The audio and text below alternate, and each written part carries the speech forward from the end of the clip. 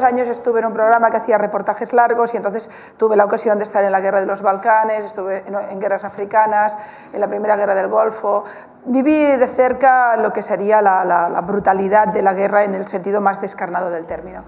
Y hay una constante en todas las guerras que no son muchas, pero suficientes, una sola guerra te marca. De hecho, yo en una de esas guerras decidí, por ejemplo, que mi maternidad pasaba por la adopción. Fue una de las opciones que tuve, a pesar de que ya tenía una hija biológica, justamente porque la guerra me enfrentó a una realidad que no había palpado de cerca, ¿no? La constante que yo siempre viví en las diferentes guerras en las que estuve, donde realmente todo es tan extremo, es que los hombres hacían la guerra y las mujeres construían la vida. Ellas montaban hospitales, buscaban remedios, intentaban crear una especie de pequeña escuela que mantuviera la idea del recuerdo de la educación, etcétera, etcétera. Y entonces tenías muy claro cómo había una construcción de la muerte que era muy masculina, que era no era masculina porque el hombre sea violento, no me refiero a eso, era masculina porque la construcción de la sociedad se había creado desde esa posición más bélica, pero en cambio el instinto de la vida, el que preservaba la vida contra todo, era el instinto femenino, que tiene que ver sin ninguna duda con el rol de la mujer también en su propio proceso natural, ¿no? Somos los constructores de la vida, somos aquellas que mantenemos el edificio cuando todo se tambalea, ¿no?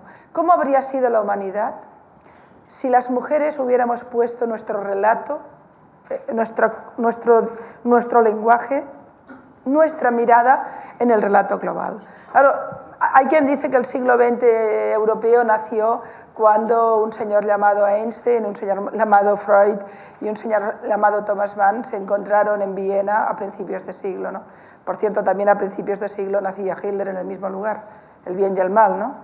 Pero fíjense, empezaba la luz y la sombra de Europa, pero fíjense que en ese mismo momento de los Einstein y los Freud y etcétera, y los grandes, digamos, del centro Europa, de la mitad europea, también estaban sus mujeres en la misma universidad.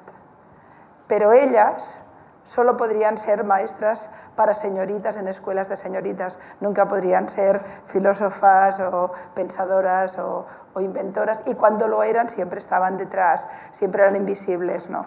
No había manera. La mujer es más espiritual que el hombre, pero el dominio de las religiones es masculino, ¿eh? Es algo brutal.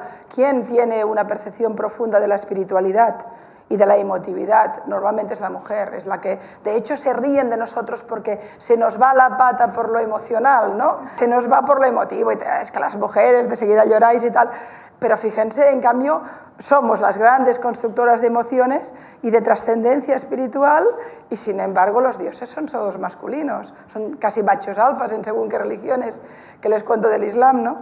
Las mujeres somos las que siempre hemos construido la cocina, pero los chefs son hombres. Resulta, pero oye, si mi abuela ya cocinaba mejor que el chef con más.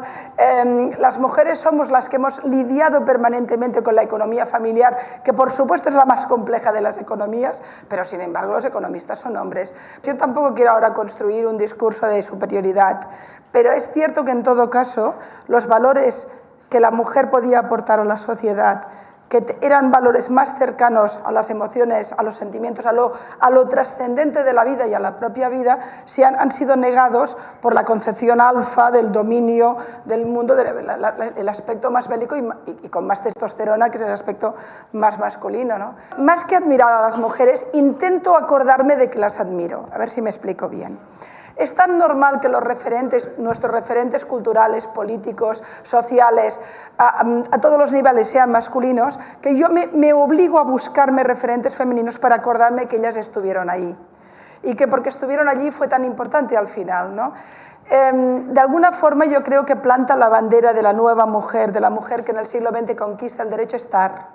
Me gusta mucho decir que las Nelson Mandela del siglo XX 21 son las mujeres musulmanas que luchan por sus derechos, porque realmente si la gran lucha por la ética y por la justicia fue la lucha contra el racismo, encarnado en la figura mítica de Nelson Mandela, la lucha más ingente y más brutal del siglo XXI es la lucha de las mujeres que intentan sobrevivir con su dignidad y con su libertad en zonas del mundo terroríficas.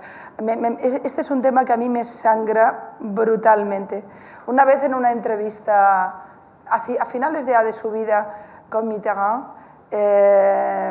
me quedó grabada una frase que la esculpí, me la quedé y la voy repitiendo, que le preguntan cómo será el hombre del siglo XXI, estábamos a finales del XX, y Mitterrand le dijo a la periodista, el hombre del siglo XXI será mujer.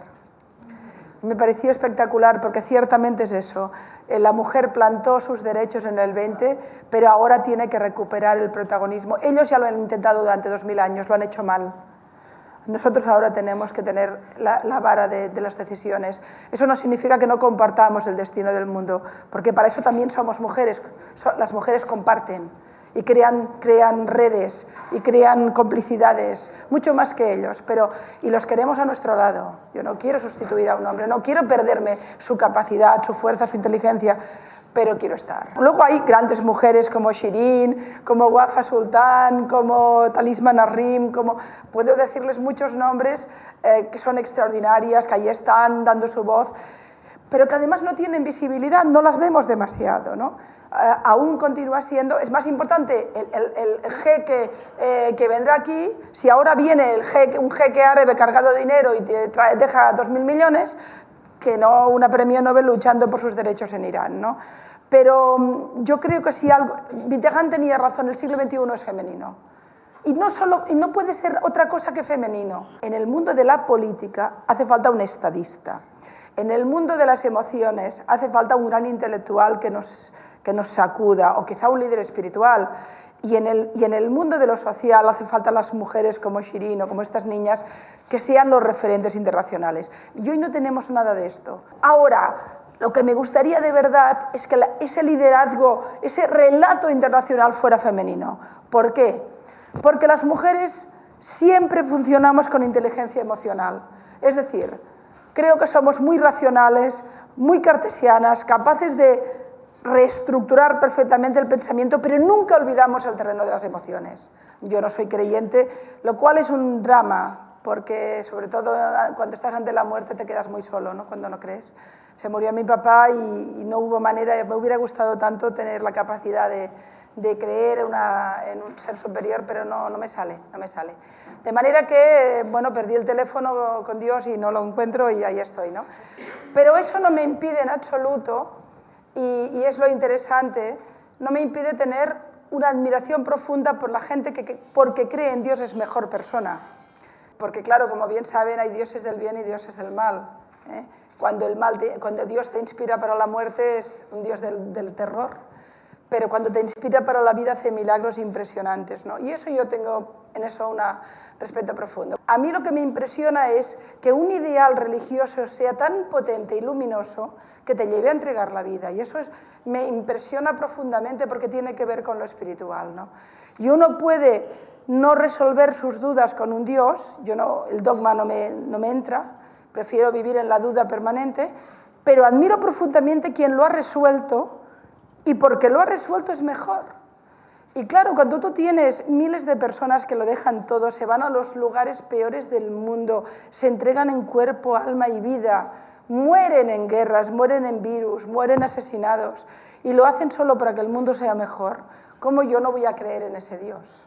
Yo hay días que no creo en la humanidad, hay días que me cansa, hay días que miro el mundo y digo, ¿pero qué hemos hecho con este mundo? Fíjense que en 10.000 años de existencia del ser humano, en 2.000 años de civilización, hemos destruido todo lo que podíamos destruir, tierra, mar, aire, hemos matado millones de especies de la cadena de la biodiversidad, nos hemos procreado de manera enloquecida. Una vez el National Geographic explicó en un artículo que el único comportamiento biológico que se parecía al ser humano era el virus. Ningún otro destruye como nosotros, ¿no?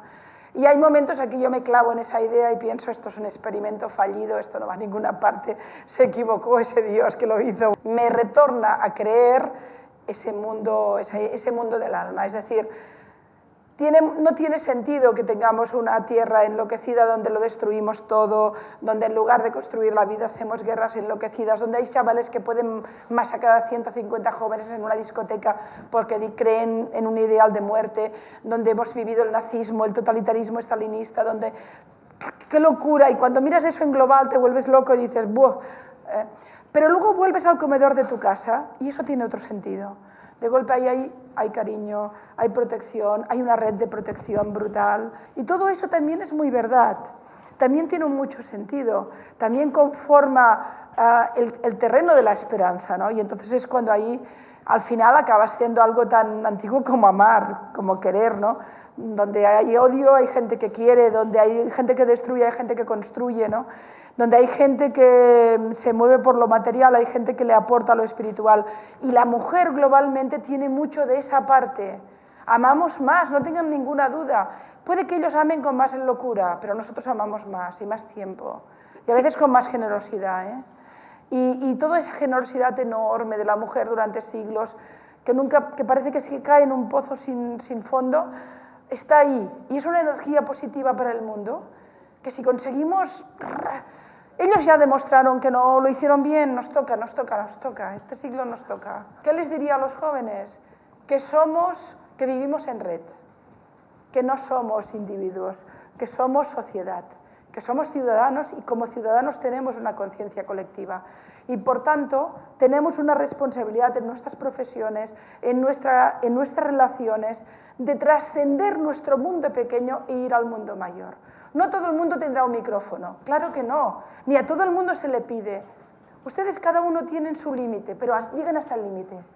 Yo puedo llegar más lejos porque mi límite creció, pero cada uno, y utilizo siempre una metáfora que me parece interesante. Cada uno individualmente no puede salvar el Amazonas, está condenado, pero pueden regar el jardín de casa. Y cada jardín de casa ganado se salva el Amazonas.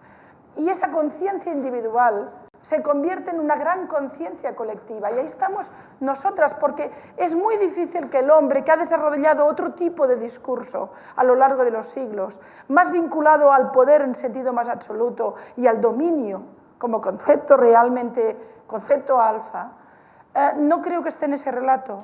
Somos nosotras colectivamente las que tenemos que empezar a marcar un relato distinto en el poder político, en el poder económico, en el poder social. ¿Saben? Lo diré así, acabo con esto y hacemos preguntas. Son 2000 años de prosa, hay que empezar a poner poesía. Alguien tiene que poner en el relato la preservación de la humanidad, porque la tierra nos la vamos a cargar. Esto es insostenible. No podemos estar cada día destruyendo especies. Cada día, sin ninguna duda, la preservación de la vida en todas sus fases conforma el relato femenino y tiene que conformar el relato público. Pero no porque la ecología está de moda. No, no, esto no es una moda, esto es supervivencia. Desde luego la discriminación positiva, el hecho de decir voy a poner obligatoriamente un cupo de mujeres por ley o por obligación ética, es igual, porque el partido asume ese compromiso, como una forma de estirarlas, de sacarlas del techo de cristal y visualizarlas, ciertamente tiene un discurso en contra de, bueno, pero tienen que llegar por sus méritos, no puede ser que una mujer sea puesta por el simple hecho de ser mujer, etcétera, etcétera.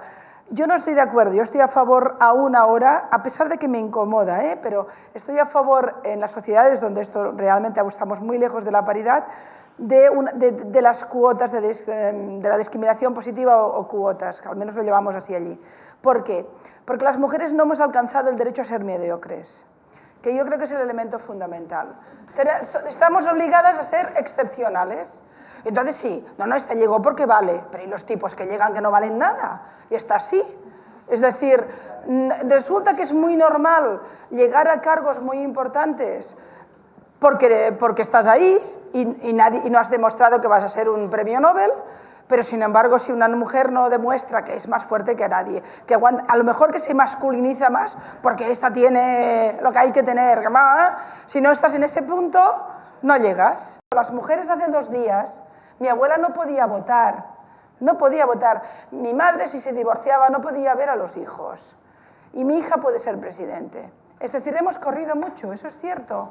En un siglo ha habido... Yo entiendo que los hombres estén desconcertados porque ha habido un tsunami. Estaban sentados tranquilamente tomando el sol y ¡bum!, llegó la mujer. Y los tipos, ¿qué ha pasado aquí? Y yo entiendo que haya una crisis identitaria del hombre. El hombre no acaba de saber cuál es su lugar en el mundo y también hay que ayudar en eso. La paridad tiene que ser una exigencia ética, pero incluso si es posible también, ¿por qué no legal? ¿No? Yo sí que estoy en esa tesitura, entendiendo que el argumento es complicado, entendiéndolo. Y luego está el tema de que la mujer encima tiene la carga familiar, como si la familia no fuera de los dos, que también esto es brutal. En España esto está cambiando muy rápido, Hay muchos hombres que tienen permisos de paternidad, el hombre ha descubierto que esto de ir a buscar al hijo a la escuela está muy bien. El hombre ha descubierto su paternidad porque el patriarcado le ha negado también al hombre una parte de su condición. Y esto está empezando a cambiar en el mundo occidental, porque en el Islam estamos en la Edad Media. Es evidente que nosotros hemos conseguido cambiar muchas leyes, no todas, pero muchas, pero no hemos cambiado el paradigma. El paradigma continúa siendo el patriarcado. Esto es evidente, está metido en el ADN cultural y social y es muy complicado. Esto, por ejemplo, ustedes ahora están viviendo todo el tema de la violencia de género y empiezan a descubrir que mueren mujeres. Nosotros empezamos hace años en España y pasó lo mismo. Las mujeres en España no morían por violencia de género hasta que lo dijimos. Y cuando empezamos a enseñarlo, morían. ¿Y por qué? Porque es que antes no las tipificábamos como muerte por maltrato. Sencillamente se morían porque habían tenido un ataque al corazón, se habían caído de la escalera, se habían dado de porrazos con el armario, o no habían muerto porque como aceptaban el dominio no las mataban. Metimos en el relato español, globalmente, el tema de la mujer, que nos costó mucho, pero de golpe lo conseguimos. La primera mujer que salió un día en televisión y dijo, hace 30 años que mi marido me pega, nos quedamos impresionados con su testimonio, nos pareció que no podía ser que fuera con ese nivel de crueza. Y la mujer era una mujer mayor, tenía 70 años, llevaba toda su vida con maltrato y sus hijos eran ya mayores, la animaron a denunciarlo. Nosotros ya habíamos empezado con el relato del tema, el relato público, habíamos puesto el tema de la mujer en el centro del debate, pero fíjate que esta mujer fue a la televisión, explicó su caso, lloramos todos con ella, salió, volvió a casa y la mató. La mató. Esa mujer la mató nada más denunciar, que desgraciadamente es parte del proceso de visualización. Mueren más mujeres cuando más se denuncia, porque los maltratadores, mientras ellas se mantienen sumisas, no las matan cuando se rebelan. Y entonces descubrimos trágicamente, porque luego vinieron muchas más muertes, trágicamente que la publicitación del maltrato y de la lucha contra la violencia enervaba a los maltratadores. Pero hay que hacerlo. Pensar que la mujer maltratada en general primero tiene la convicción de que lo merece. Hay un proceso de aniquilación mental brutal ahí. El maltrato empieza siempre suave, siempre empieza con el amor. Es un tipo que te ama, que te pone en el centro de su universo. Él es el hombre de tu vida. Y la mujer, cuando abre la puerta del amor, se entrega. Y ese hombre un día te dice que la falda es demasiado larga y que has mirado al tipo de al lado y te da un bofetón. Y quizá te lo mereces porque a lo mejor la falda sí que era corta. Y hay un día que la tortilla la has hecho mal y te da otro bofetón. Pero ¿cómo no tratas bien a tu hombre? Porque no le haces bien la tortilla. Y eso se va... Y hay un día que estás convencida que mereces la paliza. Y entonces el proceso para superar el maltrato pasa por un proceso de salvación mental. Las mujeres maltratadas, sobre todo cuando llevan muchos años, nos llegan destrozadas, nos llegan queriendo volver con ellos, hacen acusaciones y luego las retiran y después de retirarlas mueren. Yo creo que no he cambiado desde muy pequeña en mis convicciones, que tienen que ver con parámetros muy sencillos: la civilización de la tolerancia, de la modernidad, la democracia, la libertad, los distintos dioses mirándose a la cara y queriéndose y no odiándose. La inteligencia emocional, el no olvidar nunca el sentido profundo y trascendente de la vida, porque ¿para qué estamos aquí sino para recordar que tenemos hijos, que tenemos padres, abuelos, que tenemos gente débil, que tenemos dramas, derechos humanos destruidos? Si no estamos para eso, ¿para qué estamos? ¿Para qué nos hemos metido, no? Y eso es fundamental, eso no me ha cambiado en toda mi vida, desde pequeña. Al final mi impresión es que la felicidad es poderla contemplar. No sabemos si somos felices porque nunca tenemos tiempo. Y te vas a dormir y te levantas y te hiciste mayor. Y entonces, al final, tengo la impresión de que ser feliz es de vez en cuando exigirte a ti mismo recordar que lo eres.